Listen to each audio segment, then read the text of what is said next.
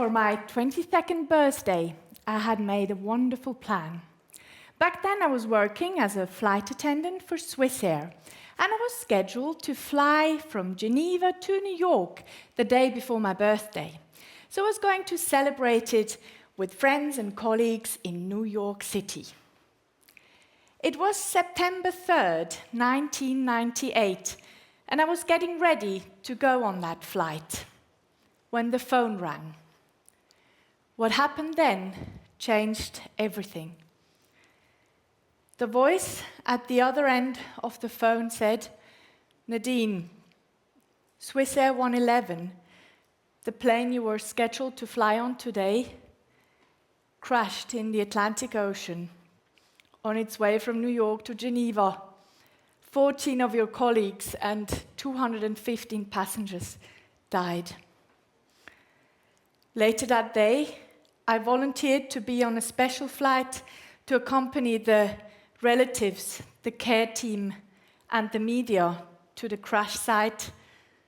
And having talked to these people, having personally known some of the victims, and having seen what had happened first sight, instilled in me this profound desire to want to help prevent such tragic accidents and to commit myself to safety. So I quit flying and I became a safety instructor for cockpit and cabin crews at Swissair. In that role, I had been focusing on optimizing team performance, because in high-risk systems such as aviation or medicine, we need teams to build robustness and resilience. In fact, we all live and work in some sort of teams or social circles to create robustness, to feel more safe. And in my daily observations as an instructor, I saw so many successful teams, but also unsuccessful teams. And I was wondering why. Why is there a difference? Then I had become a social scientist and a team researcher. And together with my colleagues at TEDxZurich, we set out to design a study to find out what makes successful teams.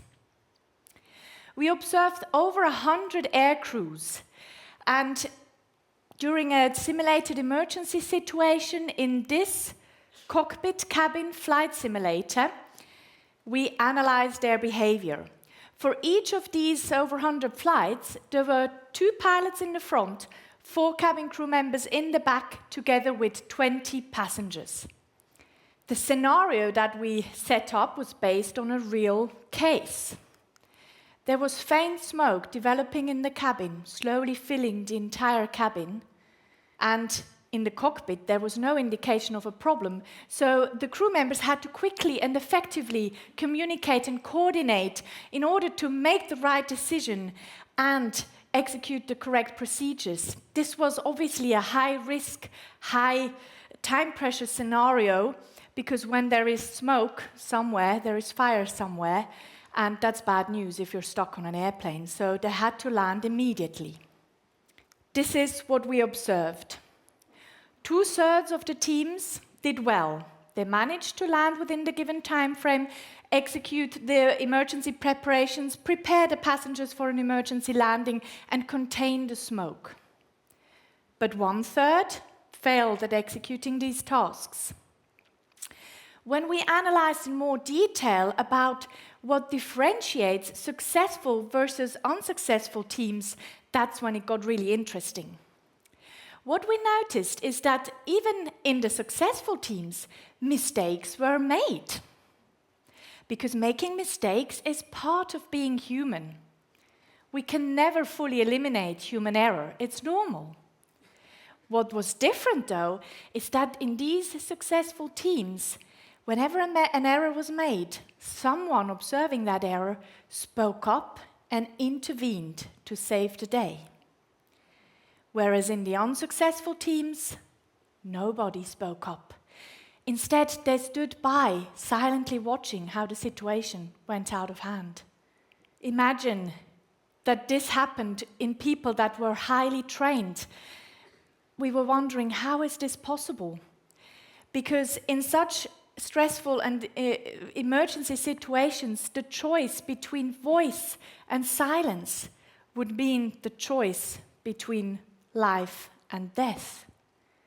So how can this be? How can this be in these people that knew their speaking up is necessary for safety? And in the pre-action briefing, they all said that they would speak up for safety. And in the debriefing, they came to me and said, I wanted to, but something held me back. So in the next study, we dug deeper. And we wanted to find out and asked a much larger sample of aircrew members to indicate and remember real-life speaking up opportunities and tell us whether they'd spoken up or remained silent and why. What they told us about the real-life experiences was more extreme than what we had observed in the simulator. Up to 72% of people told us that in situations where they should have spoken up and wanted to speak up, they remained silent. Up to 72% of people were silent in potentially dangerous real-life situations. When we asked them why, this is what they told us. Fear of negative repercussions, mainly social repercussions such as losing face or being belittled. Or fear of threatening relationships, not wanting to offend a good colleague or spoil good team spirits. Or feelings of futility, believing that one's voice has no value anyway. Or simply being unsure, fear of being wrong, self-doubt. Many told us their personal experiences in interviews, and a first officer, for instance, I quote, said, well, yeah, of course, we have flat hierarchies these days in the cockpit, and they all say speak up when needed. At the same time, many send subtle signals that they don't really want to hear what one has to say. Or a flight attendant. She was a medical student flying during the semester holiday. She told me, well, you know, many of them, if not most, think you're a bimbo anyway.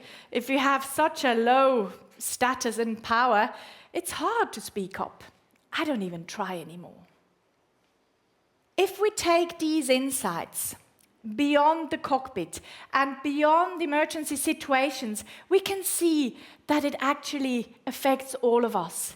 We can see it in our daily lives. For instance, in healthcare, where nurses don't challenge doctors concerning issues that could affect patient safety. We can see it in organizations where team members don't bring in their good ideas in meetings or don't challenge bad decisions. Or in social situations where people do not stand up or speak up against injustice. And it doesn't only happen in deliberate hierarchies as reflected in organizational diagrams.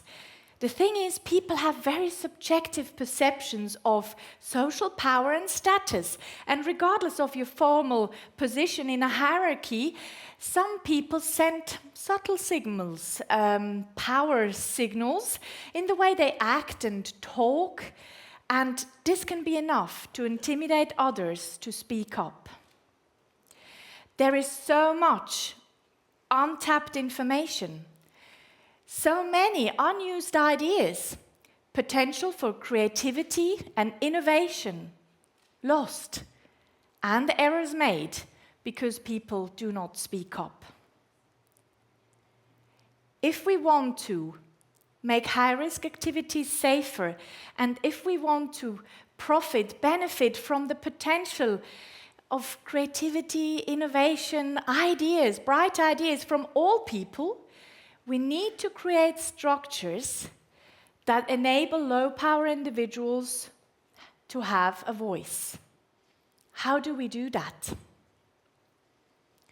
What if we could learn how to communicate in a way that is based on untarnished trust and respect for each other, but from both sides, top down and bottom up?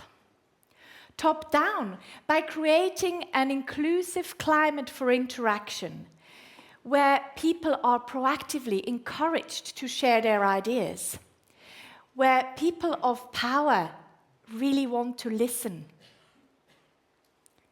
In our study, when leaders were perceived as inclusive, team members were more likely to speak up because they said they felt psychologically safe. But this is a cultural change, and as all change, it takes time.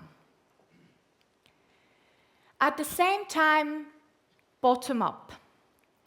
Let's start to really believe that our contribution is worth listening to, regardless of our social status, age, background, gender, professional status, that we find a way so that people really listen. And let's not wait for top-down changes to happen first. We can start now. To facilitate this change, I have developed a simple stepwise communication tool which I call ABC. There are other speaking up techniques or communication strategies, but in our studies I have observed that if people interact in this way, they were able to save the day.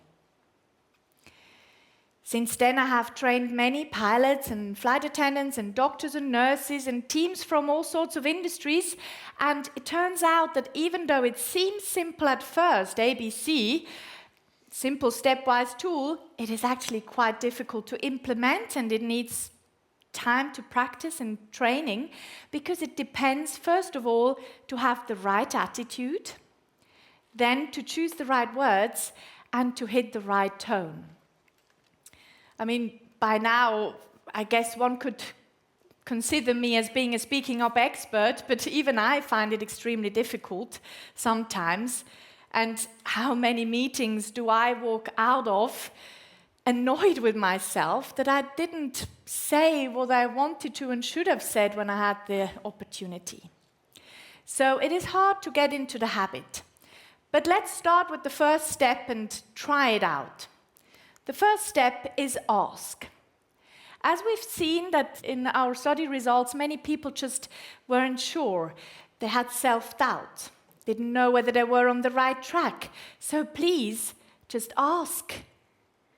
Clarify the situation, and don't be judgmental. Don't blame the other person or the system, or don't be accusing anybody of anything. Just clarify the situation, no hidden agenda.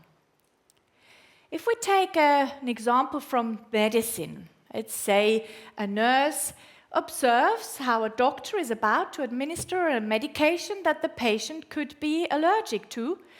She could then ask, "I'm not sure, did we check for patient allergies?" An honest question opens the door for conversation. And it usually is enough to have this first step so others will listen and the conversation starts. Then you don't even need to go further to step B and C. However, if asking wasn't successful, but your gut feeling still says you're on the right track, now is the time to bring in your idea, your suggestion, your concern, but in a way that you're not judgmental. So, in the example of the nurse, she could then say, "I'm concerned that if we administer a penicillin-like drug to this patient, given his known allergy, it might be a danger. What are your thoughts?" Again, asked in this way and showing your concern could open the door for a conversation or for corrective action. The last step, challenging, will hardly ever be necessary.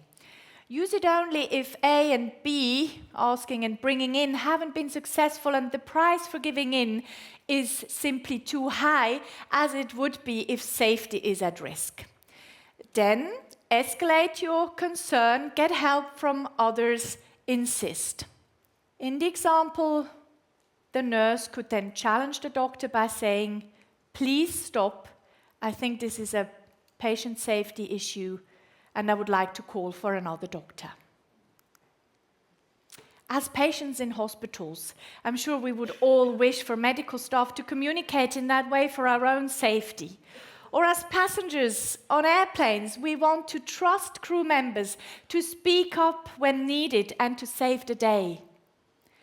As for me, I still have a good feeling when I fly. And I believe that if we are willing to adopt these changes in top-down and bottom-up communication in whatever we do, we can make a real difference in our society. So to finish off, I do not want to challenge you to act, nor do I want to bring in more ideas. But please let me ask, when do you find it difficult to speak up? When do you find it difficult to hear others? Use the power of voice, your voice, and help others being heard. Thank you so much.